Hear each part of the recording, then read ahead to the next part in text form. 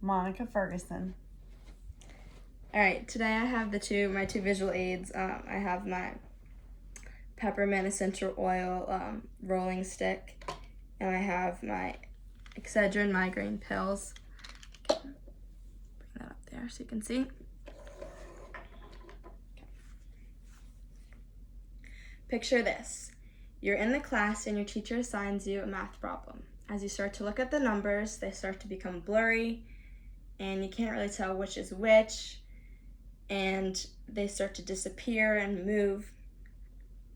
And as your vision starts to become this way, your head starts to feel pulsing on the two sides of your temples, and then you start to feel nauseous. There's only one outcome to all these symptoms. You're experiencing a migraine. I would know this because I've experienced this exact situation, and I continue to experience them. Today I brought two objects that help me get through my migraines. First being my Excedrin extra strength pill and my essential oil peppermint roller. I start to take these when I start to feel the symptoms, as I stated earlier. How common are migraines, you might ask? Well, 1 in every 5 women, 1 in every 16th man, and 1 in every 11th child experience migraines, the agony that they go through. As stated in the American Migraine Foundation, that 1 billion worldwide experience migraines as a total. This debilitating disease has impacted many people, and it shows no discrimination towards age or gender. With that being said, the 3 most common triggers of migraines are 1, stress, 2, sleep, and 3, food. First, we are going to discuss stress.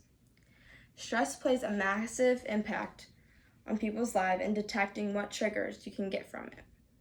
Everyone is impacted with stress, whether you get it from work, school, relationships, or financial help. Stress is the common factor. There are 2 cases of stress migraines. The first case is caused after a high-stakes situation where all the pressure is built up in your head and you're starting to release it by relaxing.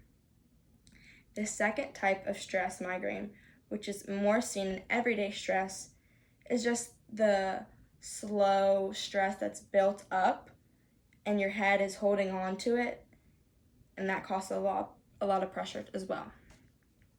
This trigger is less evident and harder to navigate because people tend to shy away from it or make it an excuse, and they think stress is not powerful enough to cause a migraine. It can, and it will. As stated in the American Headache Society, around 80% of people who deal with migraines state that their first symptom was stress. Now that we have discussed stress as the first trigger, let's move on to sleep, which is the second trigger. Sleep is necessary for every human and can have detrimental effects if there's lack of it. For instance, changing one's sleep patterns can be a direct path to a trigger of migraine.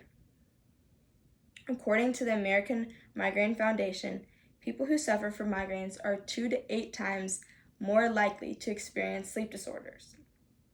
Although after a migraine episode, one can feel fatigued and tired from the nausea and extra sensitive to light.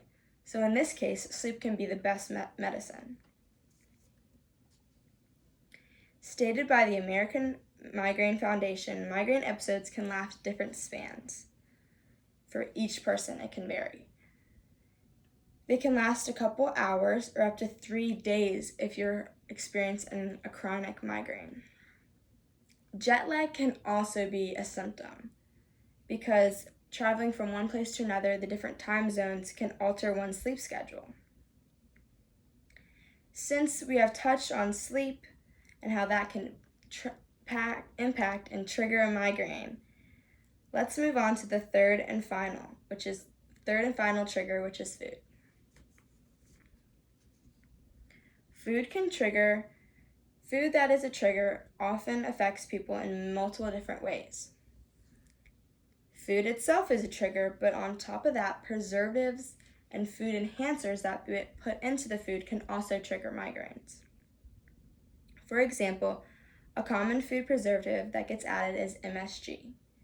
This preservative can get added to Chinese food, packaged meats such as pepperoni and salami, and certain packaged noodles such as ramen. The list of foods that are triggers vary from each person because people deal with these in different ways. These links can cause someone to completely take that food out of their diet just so they can avoid getting a migraine. According to the author of The Characteristics of Migraines, there are not a ton of information and stats on the food triggers because, as I said earlier, people deal with and their bodies get impacted differently by each food trigger. Some may be impacted by MSG and some may not. Another example of foods that are associated with migraines are aged cheeses, caffeine, sulfites, which are found in wine, chocolate, and of course, like I said, MSG and packaged pepperonis and other types of meats. Other foods that are not as strongly associated but have shown effects and triggers include avocados, onions, citrus fruit, unfortunately, dairy products such as yogurt and sour cream as well. And these have been shown that they have effect, but not as strongly as the ones I stated, like MSG and chocolate and caffeine and aged cheeses. Since I have showcased how food is a common trigger in migraines, let's move on to my final thoughts. Now that I have discussed that stress, sleep, and food are all the three most common triggers of migraines, I want to leave you with something else, something to think about.